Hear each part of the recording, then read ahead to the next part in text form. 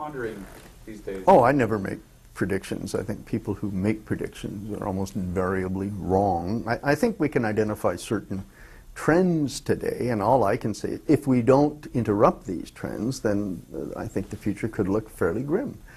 But I think we're capable of interrupting those trends if we choose to do so. You know, a few years ago, it's just 2005, Jared Diamond wrote a book, Collapse, How Societies Choose to Fail or Succeed. And I think the key in that title is the word choose. Because, at least in theory, humans are capable of making choice. You know, there are two qualities, well, there's many qualities that separate humans from other animals, but the two that are outstanding in the conversation we're having here is the capacity for rational thought. You know, we are intelligent organisms. We're the only one that apparently has the capacity for forward planning, for looking at the current situation, for interpreting it in light of current knowledge and understanding where this is likely to take us, and thereby to make measures, to take steps to change the future. We're the only species that has that possibility. We're also the only species capable of making moral judgments. I mean, moral and ethical standards are a human construct, the product of civilized existence.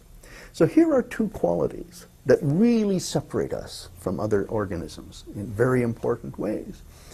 We have an obligation to ourselves and to future generations to take those qualities seriously. Otherwise, we're not being truly human. We're just being animal. And if we act with intelligence and interpret the data and plan to avoid the crises that seem to be ahead of us if we follow the current path, we will have achieved a true act of human nature. We will have acted out our capacity as human beings.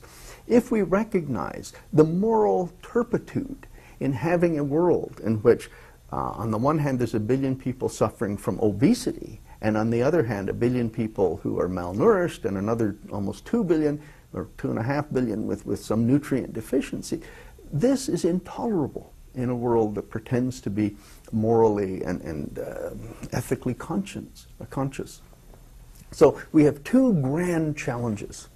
One to our intellect, our capacity to plan forward to avoid the worst, and the other to take responsibility for the human condition and recognize that the current pathway of development is exacerbating and creating a moral dilemma of unprecedented proportions. Now, if we can rise to those two challenges, it will show that we are in fact distinct and different from other organisms. We will have become, in fact, truly human. If we do that, then I think the next 60 years are the most exciting challenge, and we'll have the most, well, we'll have a future. If we don't do this, there will be no future past the end of this century that I'd like to contemplate. I really believe that. So the future of humankind is up to us being human. The future of humankind depends on us exploiting the unique qualities that make us human, that separate us out from the rest of the pack.